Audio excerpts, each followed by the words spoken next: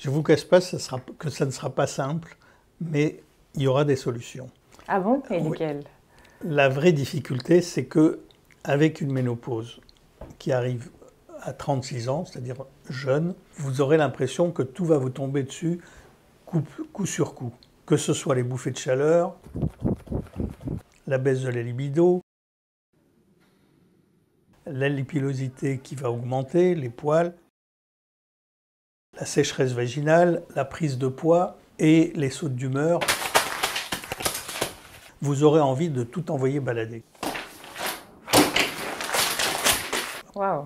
Puisque on sait et que vous savez que les choses existent, vous allez agir pour que ces choses s'amenuisent. Et si elles s'amenuisent les unes après les autres, les choses pourront se dérouler favorablement. Vous avez des solutions à proposer? Je pense notamment aux bouffées de chaleur qui sont la première chose dont on parle dans la ménopause. Les bouffées de chaleur sont les choses en effet les plus habituelles à la ménopause. Pour beaucoup de femmes, c'est le début de la ménopause. Mais dans les faits, ce qui marche le mieux pour les bouffées de chaleur, ce sont les hormones.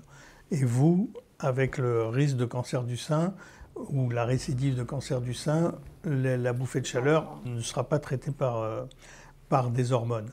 Mais il y a des compléments alimentaires qui existent de différentes sortes. À base de plantes? À base de plantes, exactement, et qui vont vous aider à ce que les choses se régulent tranquillement, ou en tout cas relativement tranquillement. Donc là, c'est plus une consultation chez une naturopathe, quelque chose comme ça? Voilà, ou même chez certains gynécos qui s'intéressent à la phytothérapie, c'est-à-dire aux plantes, et de cette manière-là, les choses peuvent mieux se dérouler. La baisse de libido, ça c'est ma spécialité entre guillemets, et donc il y a des femmes que je vois que pour ça à la limite, qu'elles aient eu un problème de cancer du sein ou de ménopause, mais quand il y a cette baisse de libido, il faut se faire aider pour être guidé à pouvoir sortir de cette situation plutôt désagréable. À côté de ça, il peut y avoir des problèmes de pilosité excessive.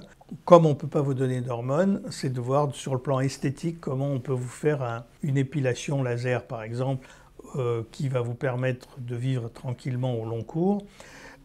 Quant à la sécheresse vaginale, maintenant il existe depuis 6 ans un laser vaginal qui permet d'hydrater le vagin sans rajouter d'hormones.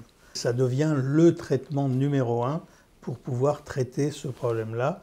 Et chez une femme jeune comme vous, ça vaut bien entendu le coup de faire en sorte que la vie sexuelle devienne plus naturelle. Et que vous laser qu'on fait dans les hôpitaux, dans les centres... Qu'on fait dans les centres médicaux ou chez son médecin, son gynéco, son dermato. C'est un laser qui commence à être bien connu, dont on parle dans les congrès médicaux et de gynéco, etc. Donc ça vaut le coup de voir comment réguler ça, quoi. L'autre problème, c'est la prise de poids. Pour ça, l'aide d'un nutritionniste ou d'une nutritionniste, c'est quelque chose d'essentiel pour pouvoir adapter votre façon de vivre habituelle avec votre alimentation actuelle pour perdre du poids. C'est une légende alors les kilos qui s'installent et qu'on ne peut pas perdre?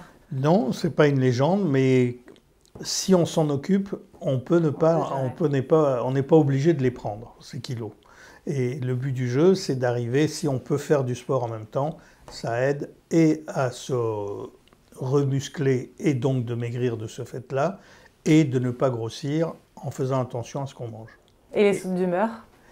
Et les sautes d'humeur, ça dépend justement dans quel état d'esprit vous êtes, mais il y a beaucoup de méthodes, que ce soit la relaxation, l'hypnose, etc. Ça permet de vous aider à réguler tout cela. Donc si réellement vous faites toutes ces choses-là les unes après les autres, vous allez éliminer les problèmes les uns après les autres. Ça devrait aller. Voilà. Bon. Bien, merci. De rien.